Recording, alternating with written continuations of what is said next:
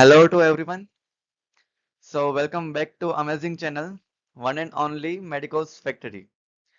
So today we are going to discuss that is clinically useful for selection and adjustment of dosage regimen, that is clinical pharmacokinetics. This topic explain you how to obtain optimum effect from drug. So do subscribe the channel for more such content. So let's start. So our first topic is clearance. It is a volume of plasma from which drug is completely removed in unit time. So clearance is the volume of plasma freed completely of the drug in unit time.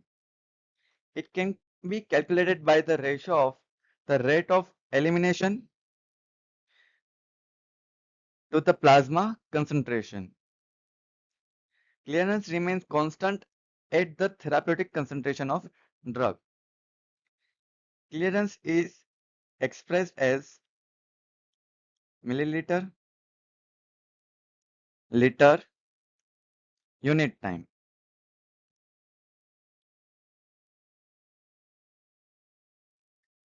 Clearance is the most important factor determining drug concentration and should be considered when any drug is intended from long-term administration. Next is therapeutic drug monitoring. Monitoring of treatment by measuring plasma concentration of a drug is known as TDM. It should be done after steady-state concentration is reached. The response to a drug generally depends on the plasma concentration attained in the patient. This depends on the bioavailability, volume of distribution, and clearance. Now, indications of TDM. Drugs with low safety margin or narrow therapeutic index to avoid therapeutic failure. Example is lithium, digoxin, theophylline. To reduce the risk of toxicity, particularly when nephrotoxic drugs are used in renal failure. Example is aminoglycosides. Next is when failure to respond to therapy without any known reason.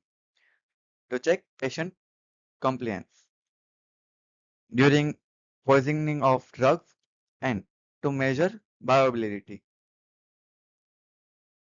Now, when response to drug can be easily measured, TDM is not required.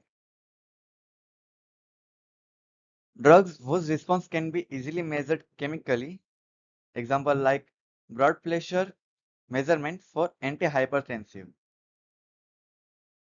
Next is hit and run drugs whose effect of drug continues for long time even after the drug is eliminated.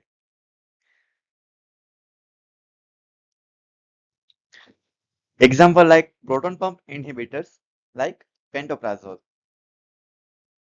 Next is drug causes tolerance. Example morphine and high therapeutic index or safer drugs. Example is paracetamol. Now we will discuss kinetics of elimination. Drug elimination is the sum total of metabolism and excretion of drug. It is a fraction of a drug cleared in given period of time. Order of kinetics. Drug may follow first order kinetics or zero order kinetics. Now, first order kinetics. In first order kinetics, constant fraction of the drug is eliminated at constant time interval. A constant fraction of the drug is metabolized or eliminated per unit time. Example like 100 microgram per ml. After 1 hour, it reaches to 50 microgram. And after 1 hour, it reaches 25 microgram and so on. Rate of elimination is proportional to plasma concentration. Most drugs follows first order kinetics and the rate of metabolism or excretion is depend on their concentration in the body. In first order kinetics, half-life remain constant because volume of distribution and clearance do not change with dose. Half-life of drug is constant even if drug is administered at high dose because higher concentration of drug increase clearance also. Most of the drugs follow first order kinetics like paracetamol, chloroquine, etc. These drugs do not saturate the elimination process by enzymes, transporters, or blood flow. Now let's understand through diagram. When plasma concentration is plotted against time, it is curvilinear.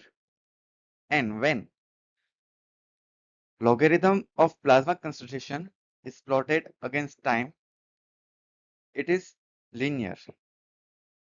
Okay. So today we will keep till here. The next session we will discuss zero order kinetics and so on remaining topic. Till that, take care of yourself. Do subscribe the channel, guys.